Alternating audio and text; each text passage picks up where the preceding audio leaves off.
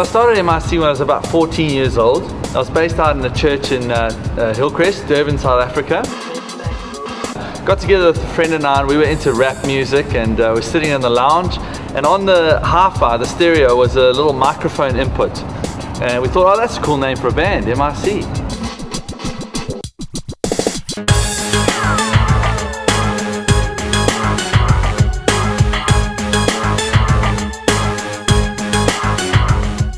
In '91, I met Gunther Schroeder, and Gunther and I started working on some songs together. And Gunther really brought a great influence into the band musically. Simon joined, and that was really when we started to take things a little bit more seriously. I think as we moved on, we really realized that as young guys who were passionate about our faith, this was a great way to tell people about it. This was a great way to communicate that message, and that's kind of been the heartbeat of MIC all this time. F&B summer goes to MIC.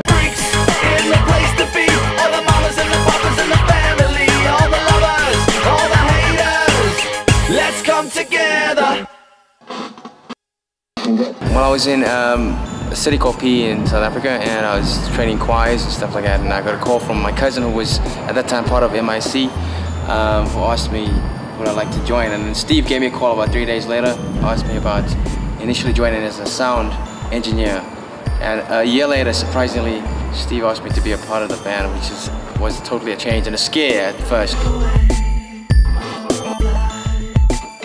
I was up at the Baptist summer camp.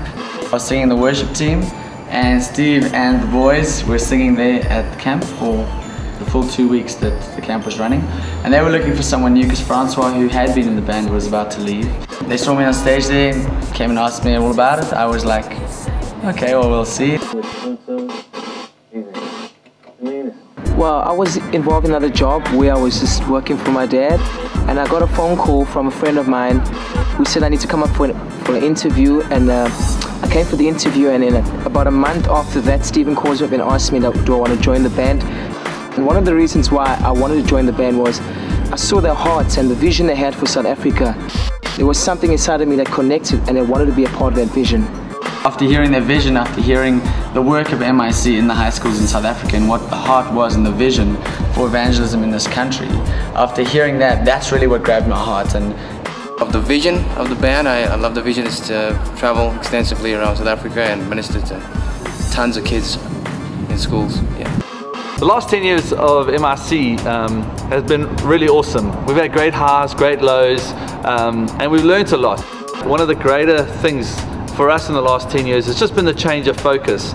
When we started MIC, we never knew it would get to where it got, and yet our focus was always evangelism, but it was a bit too broad, it was a little bit too wide. And in the last 4 years, we've really narrowed that down and focused mainly on South African schools and going into places where young people need to hear a message of hope, need to hear that they are worth something.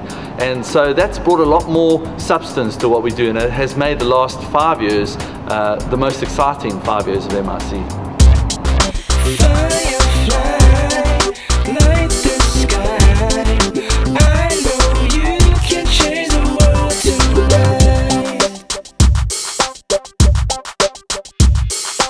one of the things that was quite difficult for me, or challenging for me when I joined the band, was having to start again.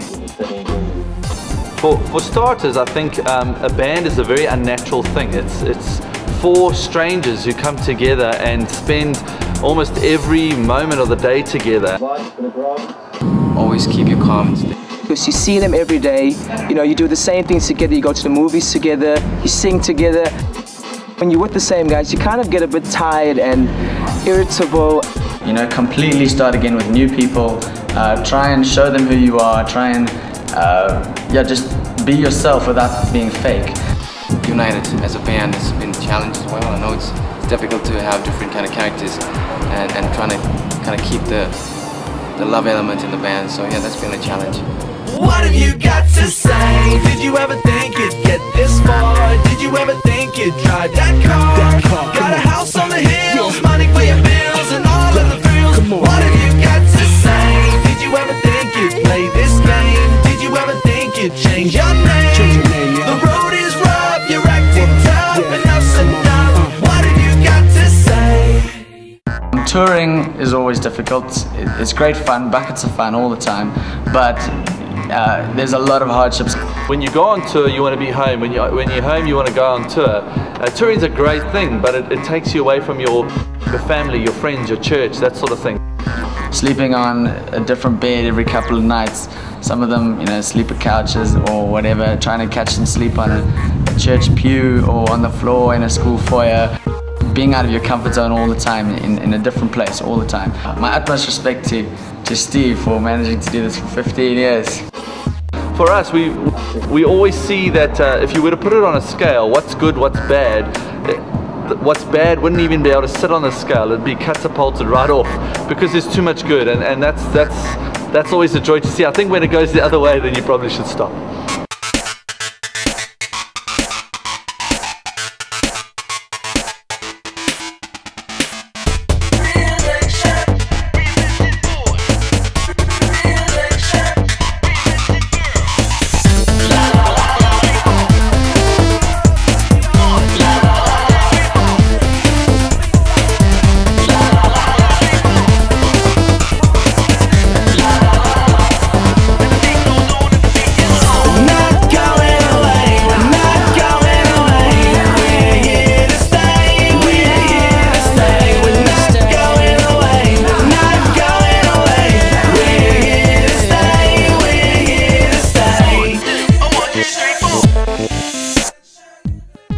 The main highlight for me was when we had an opportunity to play in the Ajax football stadium.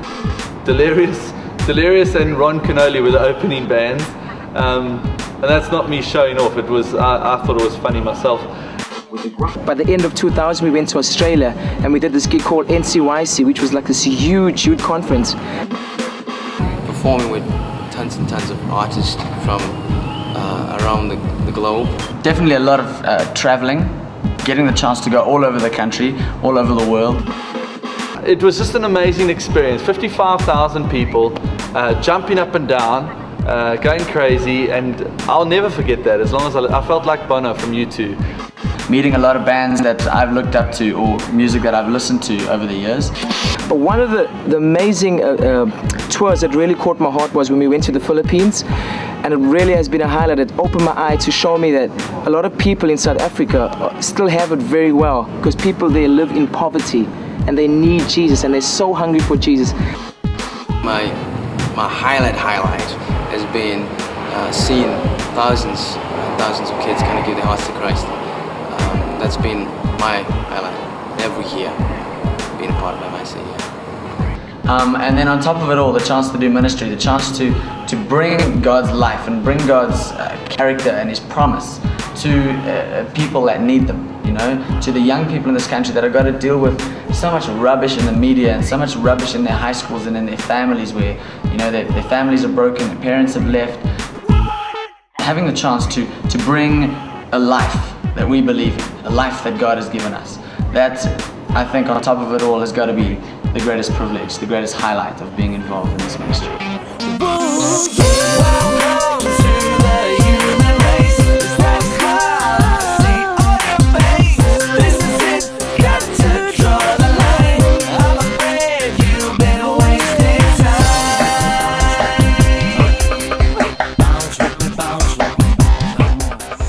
One thing that I've, with regards to the lineup, I've always looked for guys who are of the same mind and vision. And so with Marlon, with Pete and with Theron, I think, with all due respect to previous lineups, I really think that this is probably where we are finding ourselves again. Basically, the vision keeps me motivated. I mean, we have a passion as a band to see kids saved. The things that would keep me involved in MIC is my love of my job, what I do.